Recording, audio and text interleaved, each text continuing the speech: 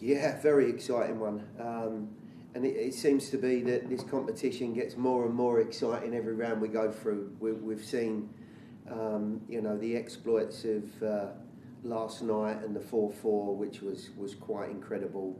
What we're expecting is a fantastic crowd, a very talented Club America group, and a confident team from our own standpoint after a good result in Cincinnati. I think we're all getting the feel for this competition now, and we'd certainly like to be in that round of 8. ¿Se la traduces? Sí, cómo no. Quisieras hablar sobre la ausencia de Henry Martín, que tanto le ayuda al equipo que América no tenga su goleador. The question is about the absence of Henry Martin from Club America. How much does this help Nashville for the leading goal scorer for America to be out? Well, I think any leading goal scorer out of a team is obviously a big influence on the group, and has been able to, in many ways, achieve what we would maybe describe Hanny as for us. He's been a standard bearer for the team, and I think his absence will obviously be missed. But they're a talented team throughout, so I'm sure they'll adapt. ¿Lo cantaste o lo? Sí, sí, sí. Okay. Anything else from here?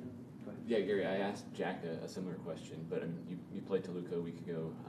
You obviously played in Club America last year, but from your perspective, what are maybe some of the tactical and technical differences that you see when you're going up against a Liga MX team as opposed to MLS?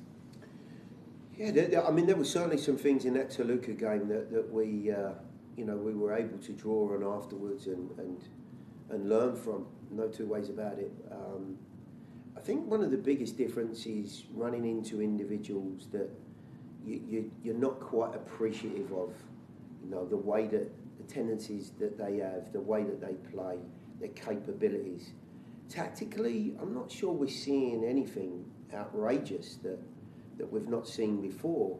But when the individuals are able to achieve a more consistent level and play at a pace, and then on the back of that, play with a sort of tenacity that these top Mexican teams do, I think it's a challenge. There's no two ways about it, and there's some adaptation there for all MLS groups. But from what I'm seeing, most MLS teams have acquitted themselves very, very well, and there's not been an awful lot in the games that have gone the wrong way. Right now, I would say it's in the balance as to whether or not a Liga MX or an MLS team take this first Leagues Cup. We'll certainly be trying to put our best foot forward. We've been positive at home. We've been far more aggressive and creative at home. But we also need to understand and be respectful of the type of talent that we're running into. And then just from the Friday game against Cincinnati, how's the squad looking after that? I know Jacob missed. Is he looking okay? And do you think tomorrow's probably too early to see Sam involved? No, we've come through the game and we're in a better place. We get Till returning from suspension. Jacob will be in a better place to be part of this game in whatever way, shape or form I see. And Sam will definitely be included. What, where and how he's used is yet to be determined. But, that'll be a huge boost for the group as well. Randall won't be, but he's progressing nicely. And we've already seen Jack get on the field. And he's well on his way to being part of the group again. After a month or so absent, so we're slowly but surely starting to pull that group back together again that we saw 6 or 8 weeks ago that performed so well, and I think we're all looking forward to that.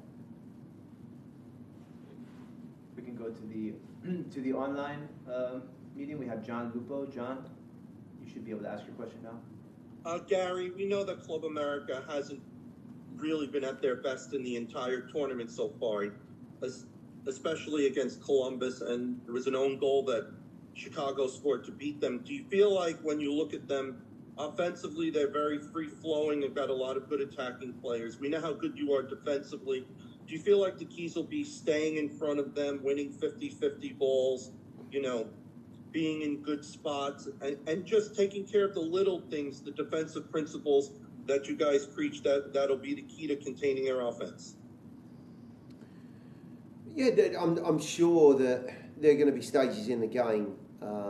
You know, we have to be on our toes and be focused and deal with what will certainly be some attacking threat, and from different angles and perspectives.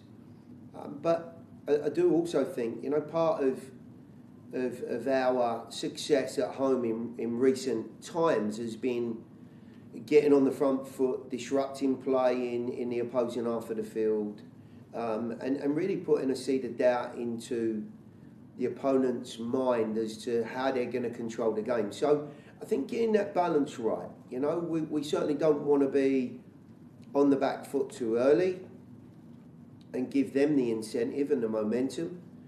But as I've said earlier, you know, we also don't want to be too open and in a position where we can be exploited early in the game and they take the lead and probably at that point the incentive. So in these knockout games, you know, there's always a little bit of caution as to how the game's going to unfold. There'll be a little bit of feeling out, I'm sure, from both teams as to what might be the difference in the game and the areas that, you know, each group can take advantage of. You know, there's quality in both sides here, and I think, you know, both teams will certainly feel as though they have the ability to move forward into the round of 8, but it will be the team that make the sensible choices, that compete and stay compact at the right times, and obviously take advantage of any moments that come their way.